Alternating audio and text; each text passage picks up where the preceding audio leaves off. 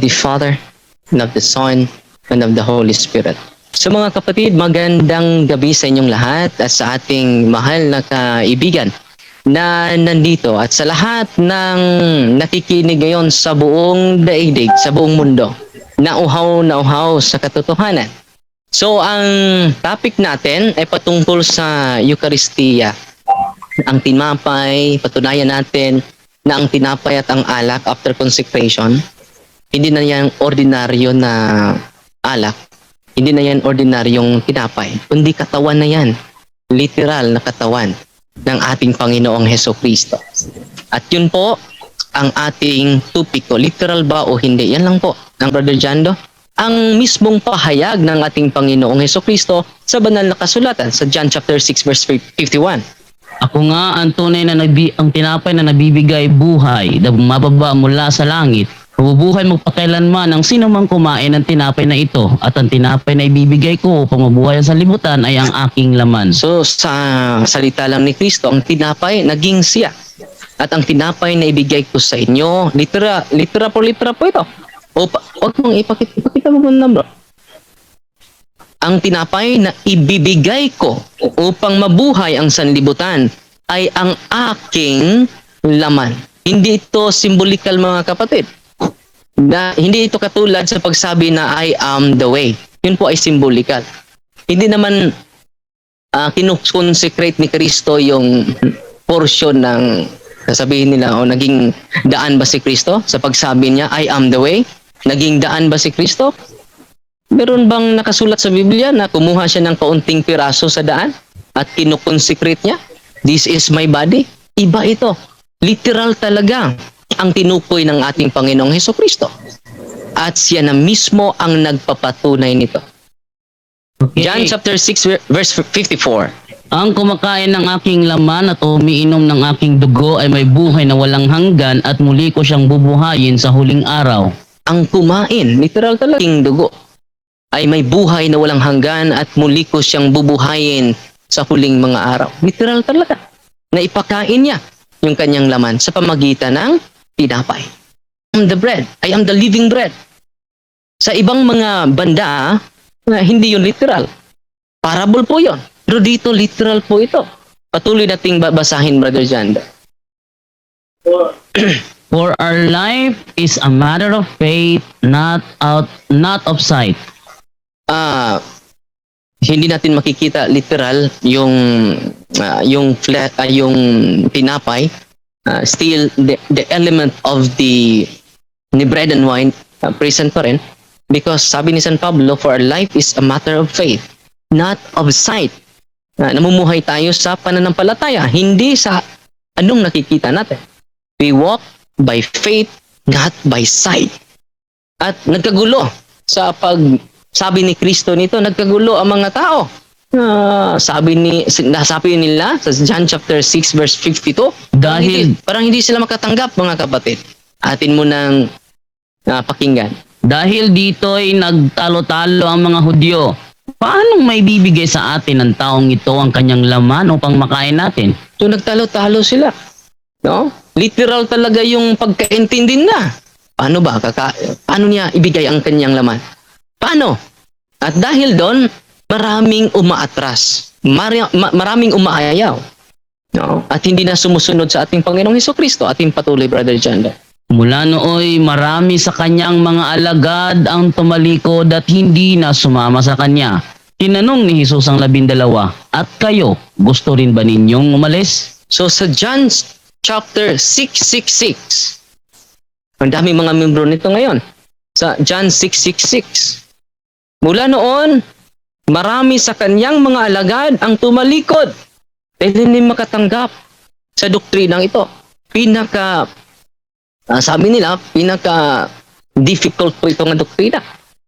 So, kung tayo ay hindi tatanggap nito, qualified tayo na maging membro sa John 6:66. Na tumalikod din, at hindi tumanggap sa doktrinang ito. At patuloy, Brother Jando. Matthew. Makita natin sa John chapter, hindi mo na, i-flash mo na lang sa 54, John chapter 6, verse 54. Okay, basahin natin sa John 6:54, no? Ito. Lagay natin sa screen yung ating talata sa John 6:54. Ito sabi ni Kristo sa 6:54 ganito. Ayan. Ito sabi dito, those who eat my flesh and drink my blood have eternal life, and I will raise them to life on the last day. So dito mga kaibigan, nagkagulo na sila. Sa pagkagulo na nila, no, nagtalo-talo na sila, hindi ni-recant ni Kristo, hindi binago ni Kristo yung statement niya. Challenge pa niya yung mga apostol. Kayo, aalis ba din kayo? John chapter 6 verse 67. Aalis ba din kayo? Sa tanong ng mga tao, paano ba ibigay ni Kristo ang kanyang laman? Sinagot yan ni Kristo sa Last Supper. Atin mo nang mabasahin ang multiple attestation. Multiple, hindi lang isa. Kung sabi ni Kristo, kung 2 o 3 ay magkatulad ang kanilang sinabi, ang kanilang sinasabi ay katotohanan. Ngayon, sa Last Supper, sinagot ni Kristo kung paano niya ibigbigay ang kanyang laman. Atin mo nang babasahin, unang apostol, evangelist, si Saint Matthew. Basahin natin, Brother Jando. While they were eating, Jesus took a piece of bread, gave a prayer of thanks, broke it, and gave it to his disciples. Take and eat it, he said, this is my body. So dito na mga kaibigan, kumuha siya ng tinapay at sabi niya, this is my body. It is a demonstrative pronoun. What is demonstrative pronoun? Demonstrative pronoun refers to the person, the object, the place, nearer to the speaker, not to the speaker. It refers to the object, person, place, nearer to the speaker. Ano bang hinawakan niya? Yung tinapay. Anong sinabi niya? This is my body. Demonstrative pronoun. Ang tinutukoy niya na kanyang katawan ang yung tinapay. Sa pag-create niya sa mundo, mga kapatid, kini-aid niya sa pamagitan ng salita. Ang Panginoon ay naglikha sa buong mundo gamit ang kanyang salita. He created out from nothing. Now, let there be light. There's light. And there's light. Sa pagsabi niya, this is my body. Yung unang milagro ni Kristo sa Cana, yung tubig ay naging alak. Just imagine, yung tubig naging matamis, masarap na alak.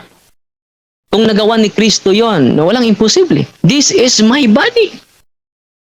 Ayan po ang sabi ni Apostol Mateo. Litra po yan. Ngayon, punta naman tayo ni San Lucas. He took a piece of bread, gave thanks to God, broke it, and gave it to them, saying, this is my body which is given for you. 19, mga kapatid, this is my body. Very consistent. Multiple attestation po yan. Punta naman tayo ni San... pakita mo. Ni San Marcos. While they were eating, Jesus took a piece of bread, gave a prayer of thanks, broke it, and gave it to his disciples. Take it, he said, this is my body. This is my body. At sa unang Korinto, dito na tayo bro, sa unang Korinto 11:24. So si San Marcos, this is my body. At punta naman tayo ni San Pablo. The cup we use in the Lord's 1 Korinto 11:24. 1 Korinto 11:24. Ayan. Gave thanks to God, broke it, and said, this is my body, which is for you. Do this in memory of me. So, literal na sinabi ni Apostol San Pablo.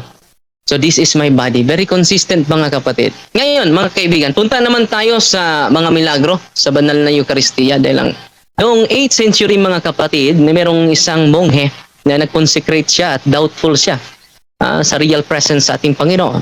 Nung kinukonsecrate niya ang tinapay, naging tunay na laman. Nung kinukonsecrate niya ang dugo, ang alak, naging tunay na dugo. Nangyari ito 8th century. At ina-underwent ito ng scientific investigation sa taong 1971 ni Professor Eduardo Linoli. Ano po ba yung konklusyon ng mga scientists? Just imagine lumampas ng 1,000 taon, hindi na decompose ang tinapay na naging laman, ang alak na naging dugo. Ano po ba ang konklusyon nila? Ito, The flesh, say bro, the flesh and blood of Lanciano therefore are just the same as they would be if they had been drawn that very day from a living human being. Below the heart, arteries and veins can be easily identified, as well as a double slender branch of the vagus nerve. The conservation of the flesh and the blood left in their natural state for 12 centuries and exposed to the influence of atmospheric and biological elements remain an extraordinary phenomenon. Kita ninyo mga kaibigan, ang mga scientist na ang nagpatunay kasama sa mga ang head ng nito ay si Dr. Brother Linon. The flesh is real flesh. The blood is real blood. So pinatunayan ng milagro. Kung nating mabasahin ang Hebrew chapter 2 verse 4, Brother Jando, ating mabasahin muna. Hebrew chapter 2 verse 4. Ang Hebrew ito sabi dito sa Biblia. At the same time, God added His witness to theirs by performing all kinds of miracles and wonders and by distributing the gifts of the Holy Spirit according to His will. So kita ninyo mga kaibigan, kita ng mga milagro. Kung sasabihin sa ating mahal na kapatid na ang demonyo ang gumawa nito, hindi pwede. Ang demonyo ay opposite yan sa doktrina ni Kristo. Hindi gagawa ng milagro ang demonyo in line sa doktrina ni Kristo. Kung gagawa siya ng milagro in line sa doktrina ni Kristo, hindi na siya si Satanas. No? Kung ganoon, mabuti pa si Satanas ay sumang-ayon na. Pero ang iba ay nanatili pa rin. Ngayon mga kaibigan, kahit ang father of Protestantism, ang sikat na ama ng mga protestante, si Martin Luther, ano po ba ang sabi niya? No? Sa kanyang aklat, page 367, Confession Concerning Christ's Supper. Sabi niya, arguing, Martin Luther laid out his most explicit, literal, explicit, not implied, and lucid, very clear, explanation of the doctrine of communion, so much so that the document remains a source for Luther theological reflection on the Lord's Supper. For Luther, the supper was to be understood as real Christological presence of body and blood that is in, with, and under the visible elements of the bread. Natin mga kaibigan, real Christological presence of the body and blood of Christ. It is a literal sense. Atin mo na mabasahin ang sulat ni Jacob Brallo. Sabi niya dito, Zwingli argued that Christ's words, "This is my body," should be read, "This signifies my body." He claimed that the Lord's Supper is symbolic memorial. Symbolic memorial. An initiatory ceremony in which the believer pledges that he is a Christian and proclaims that he has been reconciled to God through Christ's shed blood. Martin Luther adamantly rejected Zwingli's doctrine, insisting that Christ's word, "This is my body," must be taken in their plain, literal sense. So sumang-ayon sa atin dito ang ama ng mga protestante. Kita natin ang una pala na mga prominent na reformer ang nag-coin sa term symbolic is only Zwingli. So therefore, nagsimula pa lang ito sa 1560. Atras tayo ng kaunti, wala pang symbolic presence. Wala pang interpretation sa symbolic presence. Ang mga protestante. Dahil yun ay mga leader ng mga protestante sa panahon nila. Punta naman tayo sa Buenos Aires mga kapatid na mayroong milagro na naganap, yung tinapay na nahulog during Mass ay naging katawan ni Kristo. Isang local doctor, Ricardo Castañon, isang atheist, famous atheist, ang siyang nagawa ng investigation na ito. Ano po ba yung conclusion? Dito na lang tayo sa conclusion ni Ricardo Castañon, Brother Jando. When the results came back, the lab reported the substance could be human tissue. Human tissue. Tunay. Literal. The substance was human tissue and could belong to a heart. So kita ninyo mga kaibigan, dinala niya yung sample sa consecrated host na naging tunay na laman ni Kristo. Ipakita mo muna bro. Sa Australia. Pero hindi pa siya convinced sa mga scientists sa Sydney, Australia. Dinala pa niya ito sa New York. Ano po ba yung conclusion sa New York, Brother Jando? Ni Dr. Frederick. The substance he reported belonged to a heart muscle called the myocardium. The person the sample came from had suffered greatly, including trauma to the chest. He found the presence of white blood cells inexplicable. The sample had a beat.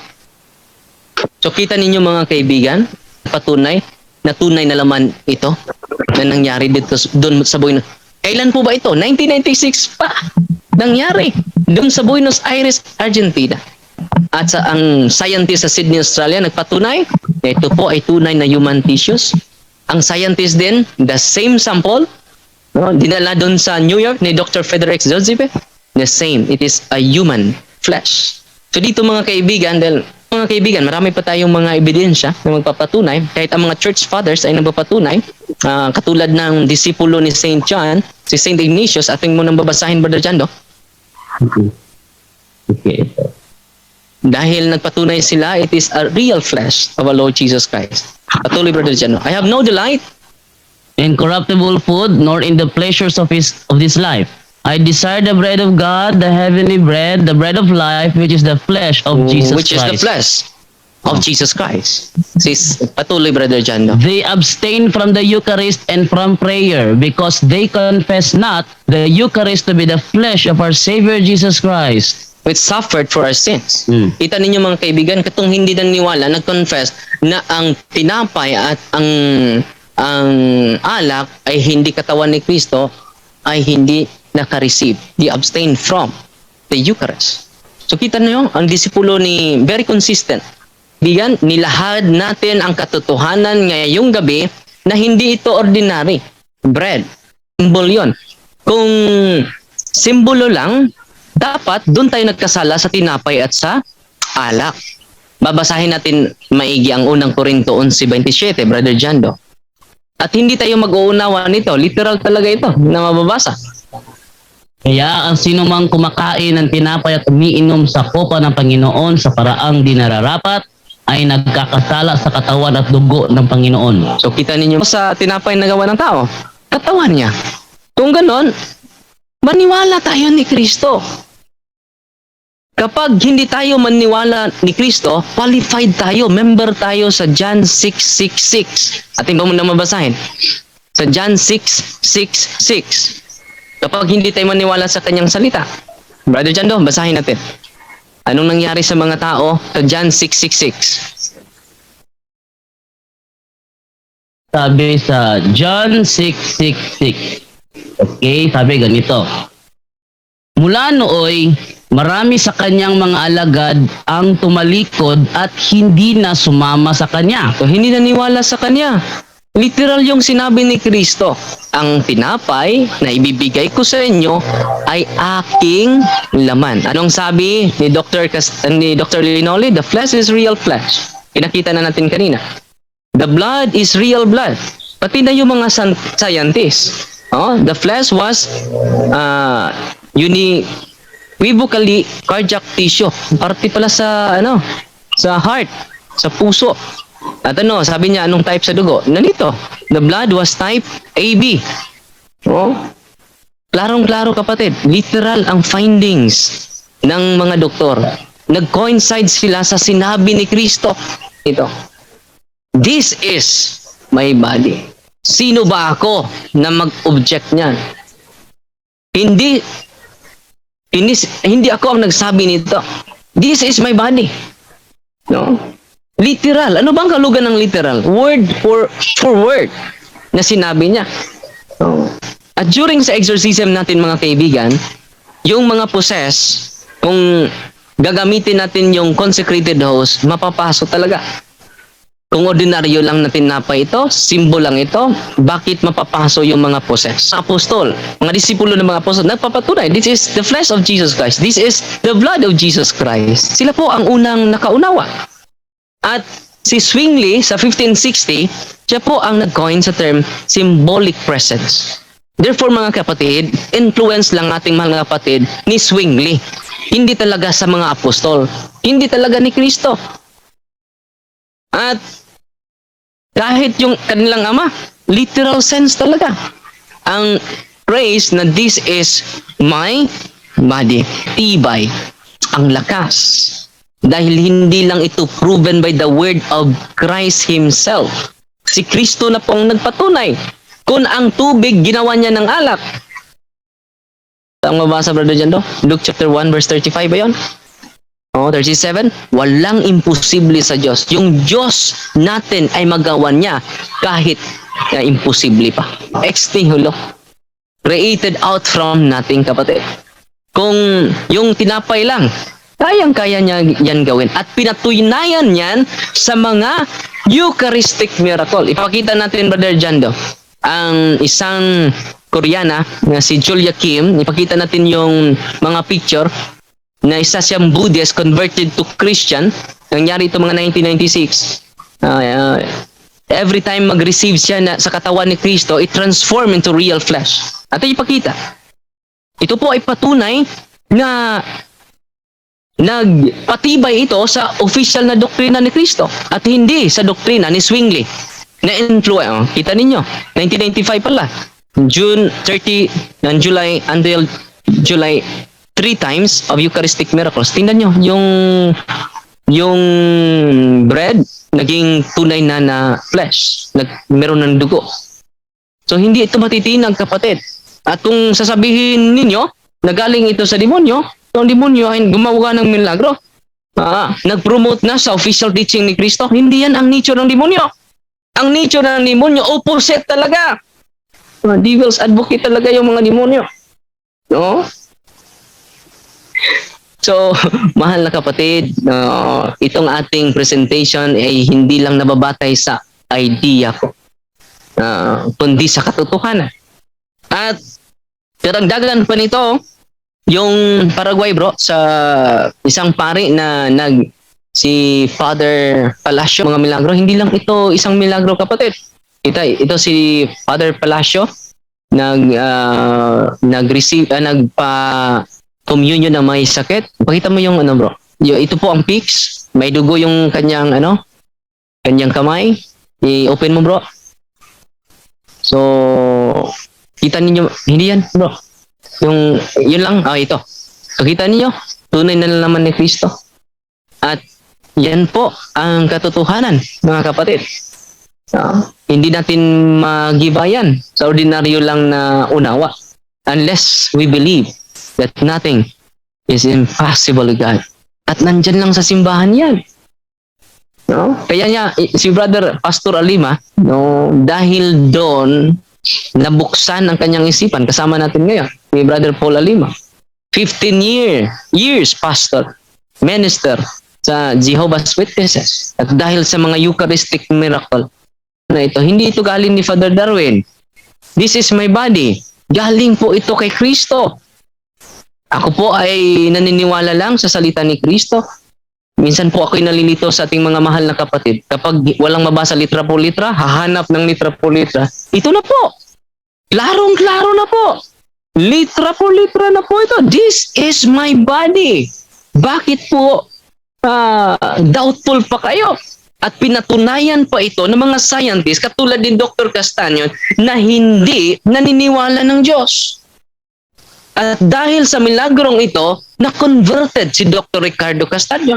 At sabi niya, mali po ako. Totoo na mayroong Diyos. Dahil ang milagrong ito ay nagpapatunay na ang salita ni Kristo ay hindi kasinungalingan. Ako po ay naniwala sa sinabi ni Kristo. Kung sasabihin ni Kristo, this is my body, automatic yan. Dahil kung ako lang ang magsasabi, ordinaryong tao, hindi pare, hindi talaga maging, sabi niya, bakit sa inyo lang ang mga milagro? Sa iba wala. Dahil wala silang kapangyarihan. Ang kapangyarihan ay nasa kamay ng tunay na simbahan.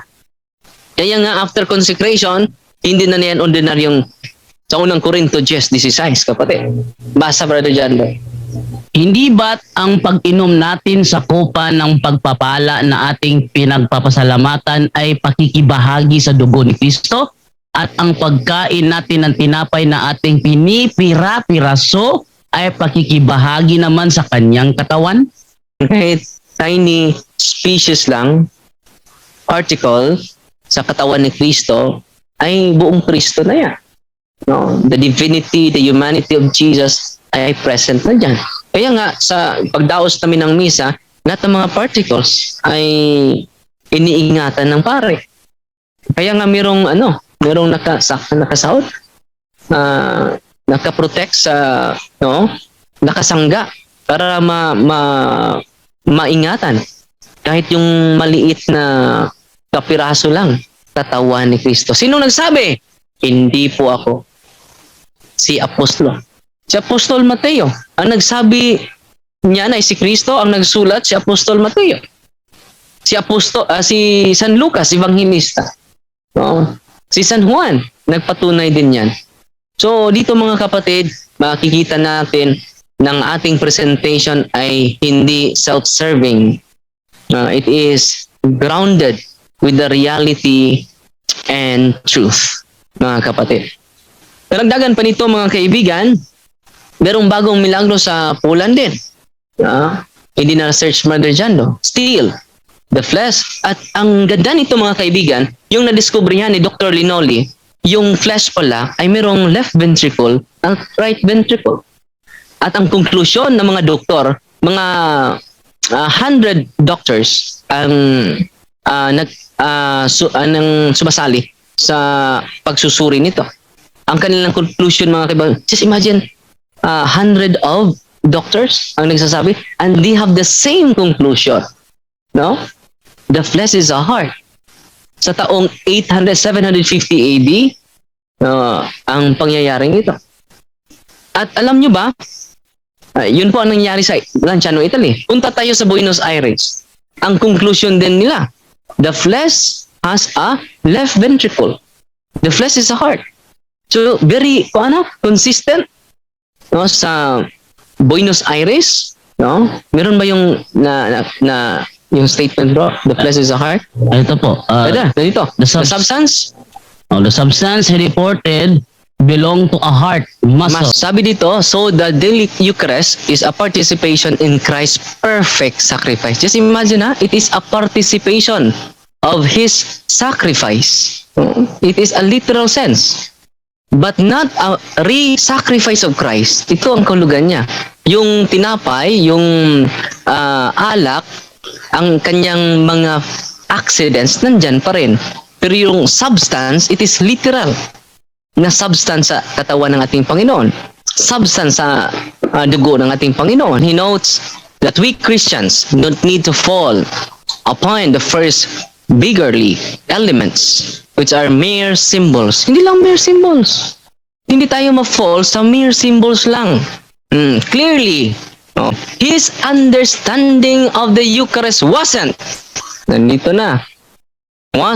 that it was a mere symbol. Hindi talaga mere symbol, kapatid. Patuloy, the view of the Lord's Supper that some Protestants take, that it's simply symbolic, a reminder of the true sacrifice, is a mirror image of what Eusebius described as now worthless in the first paragraph.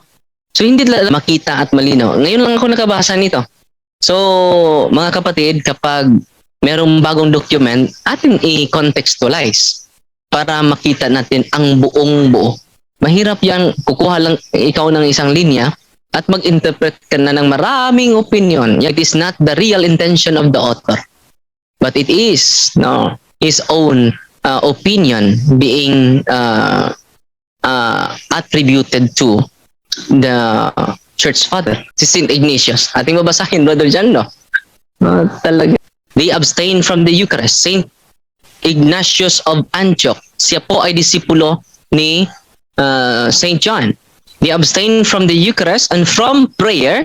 Bakit hindi sila nakasali sa Eucharist, communion, sa panalangin? Because they confess not.